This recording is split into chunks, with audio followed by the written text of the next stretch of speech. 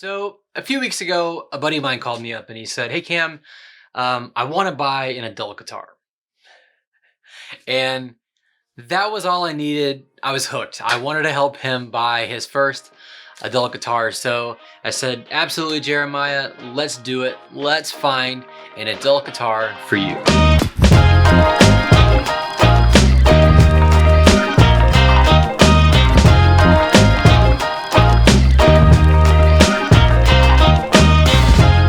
So when my buddy Jeremiah called me and asked me to help him find this adult guitar, I thought it was such a funny premise because I wanted to know, from him who's buying the guitar, what quantified adult? Like, how could he qualify adult when it comes to guitar? What was it? What were the aspects that made a guitar adult? And we started, kind of talking through like, well, what's something that you want to buy? Can you what are some guitars that you're considering first off, so I can get an idea of how you're classifying whatever adult is?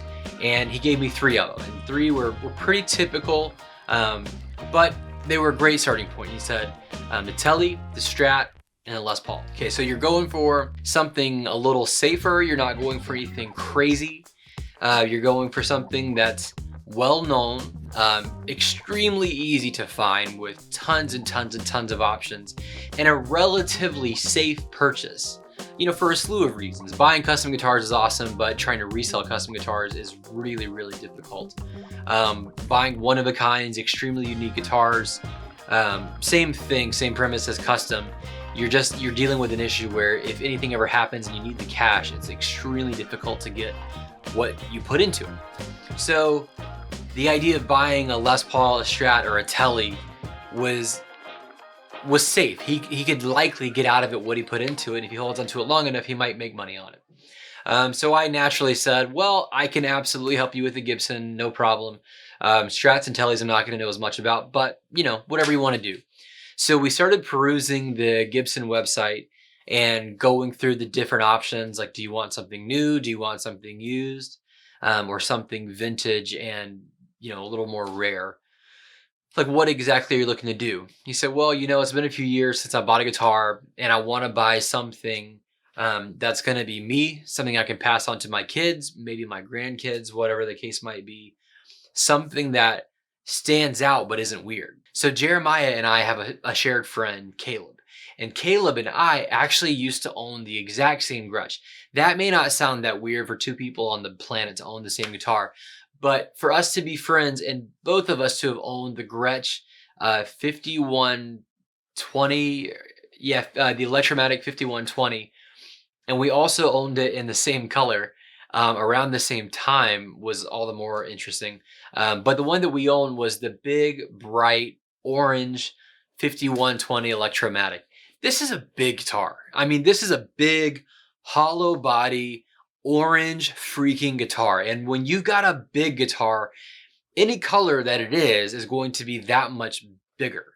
So it was orange. If you've never seen these, here they are. It's orange, and it's got the I don't even know what the paint type is called, but you can see through it so that you can see some of the wood grain, or supposed wood grain or whatever.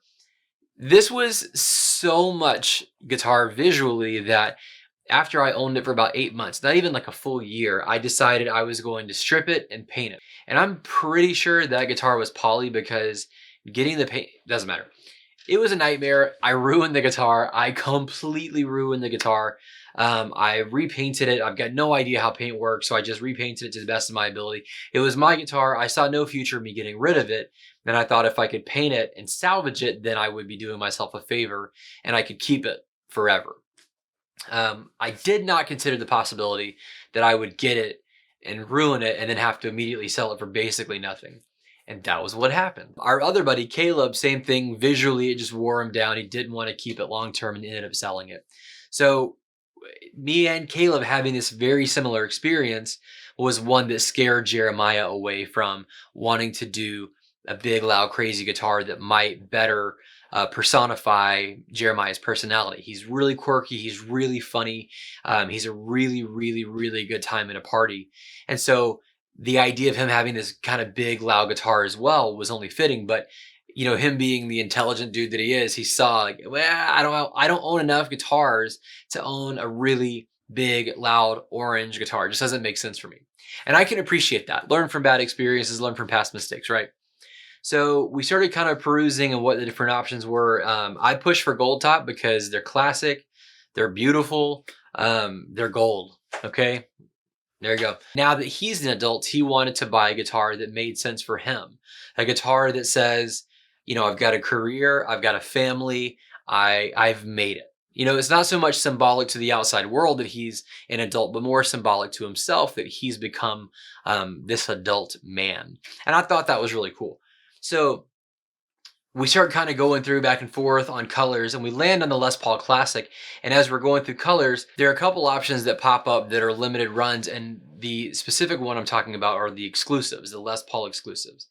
So he gets into this kind of niche and realizes like, well, I could get a cool guitar that's different from others and have, you know, something that's unique, but not so unique that it totally stands out like a sore thumb, that I can hang it on a wall and look at it forever and feel good about it. And that again was something that I was really into. I feel like with guitars, it's like a tattoo. You're going to look at it for the rest of your life. You want to buy a guitar. Hopefully you want to buy a guitar that you're going to look at and keep for the rest of your life. So aesthetically, it has to be something that you're drawn toward. So I said, you know, it's really, really, really important that you find something that is visually pleasing that you want to look at. And so we went back and forth and delineated for a bit. And the guitar that he landed on is a guitar that I am so in love with in every single way. It's absolutely gorgeous. Everything about it is such a cool guitar. He let me borrow it so I could make this video. I didn't know if I would see another one, if I'd be able to get my hands on one, because they are limited exclusive runs that you can only get through Gibson. So if I don't come across another one, can I borrow this and make this video? And he said, yeah. So I've had it for a day or two now, and I've been able to play it, and it's amazing. It's flat out amazing. It's a Les Paul Classic, and it's in an olive drab. I've got a strap on here so that I can play it in a minute, but I mean, it's just a gorgeous guitar. Exposed zebra humbuckers to add a little more color. You're getting the cream and black pups, cream pick guard, cream binding. I mean, it's such a gorgeous guitar. I don't really want to give it to him. I really want to keep it. I got really lucky. I was actually supposed to give it back to him today, and we had a crazy snow day, and I ended up with it for a little bit longer than anticipated. So I'm extremely fortunate to have it here and be able to be playing it and utilizing it, because it is such a cool guitar. So to keep this video short, this is not going to be a long drawn out play out video where you hear everything in great detail. I just want to play a little bit of it so you can hear what it sounds like.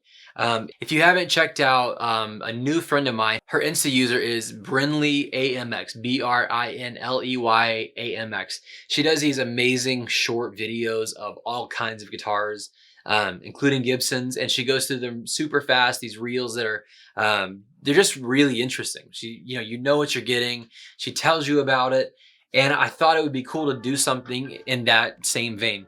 So here is Jeremiah's Les Paul Classic.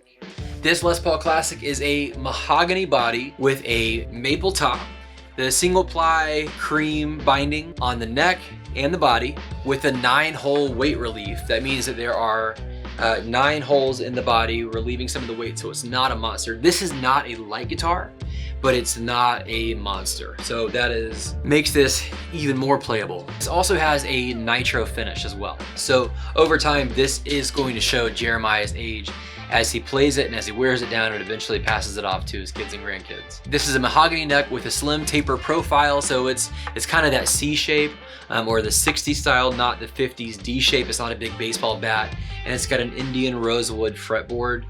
Sounds and feels really nice. It's got a good look to it, where it shows both darker and lighter fretboard. So it's got some cool color in it. You can see it really at the top, right by the pickups. Let's see if I can get close. Yeah, so nice lightness and color up here. Really making this a cool fretboard, just showing lots of color, lots of personality. This has medium jumbo frets and a Graphtec nut.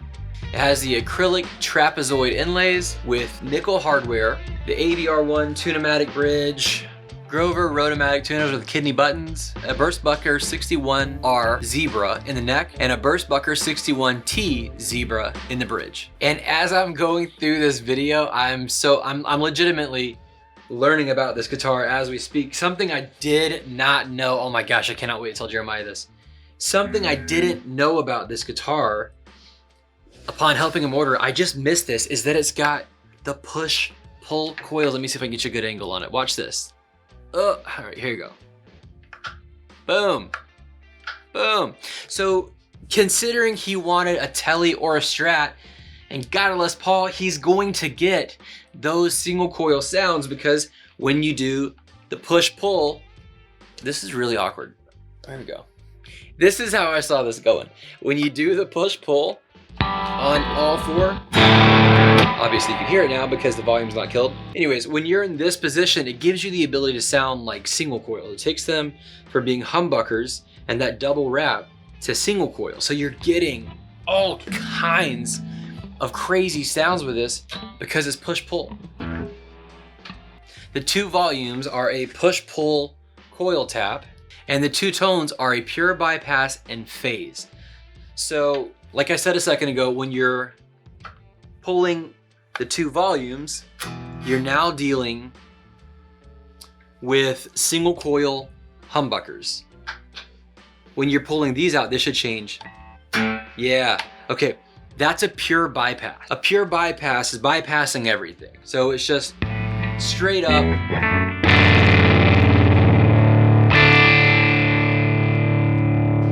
It's bypassing the signal entirely, so that I actually have,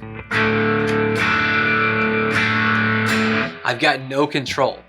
Pure bypass is like wide open, here it is. That's so dope. And then lastly, here is your phase. So let me go ahead and just put everything normal, 100%. Put this damn guitar on. I'm tired of holding it. I want to play this damn thing.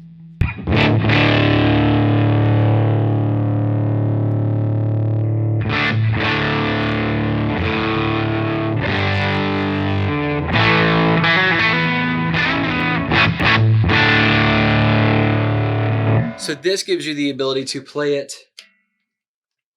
in phase, out of phase, pure bypass, and then with single coils as well. One of my favorite things about this guitar, last thing before I play it, is the case.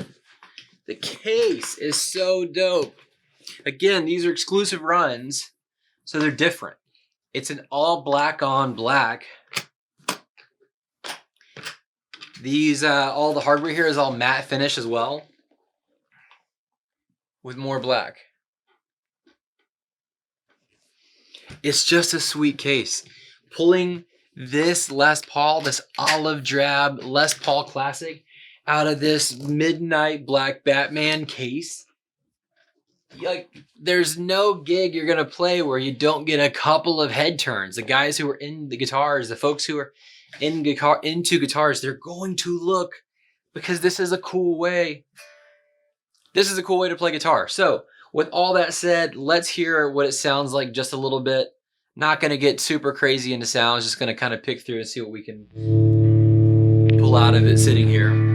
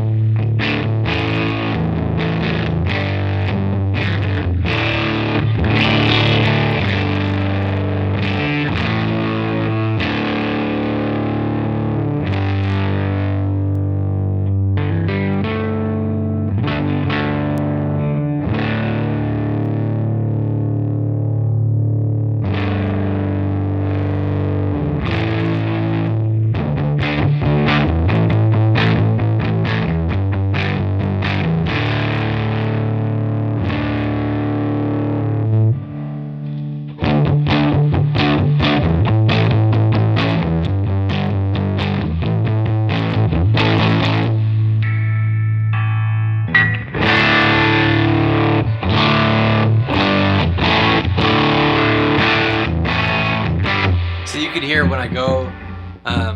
So right now this is standard in the bridge position.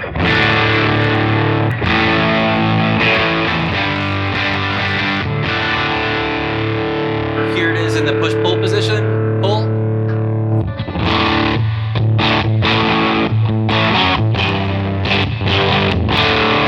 Is definitely thinner like a Strat.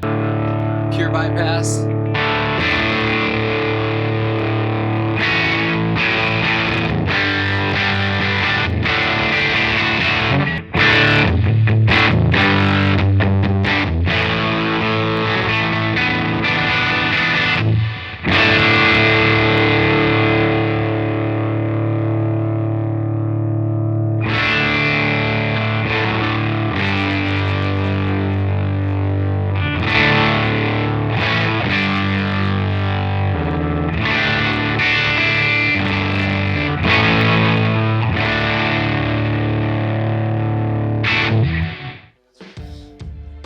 A beautiful, beautiful, beautiful 2021 Les Paul Classic in Olive Drab.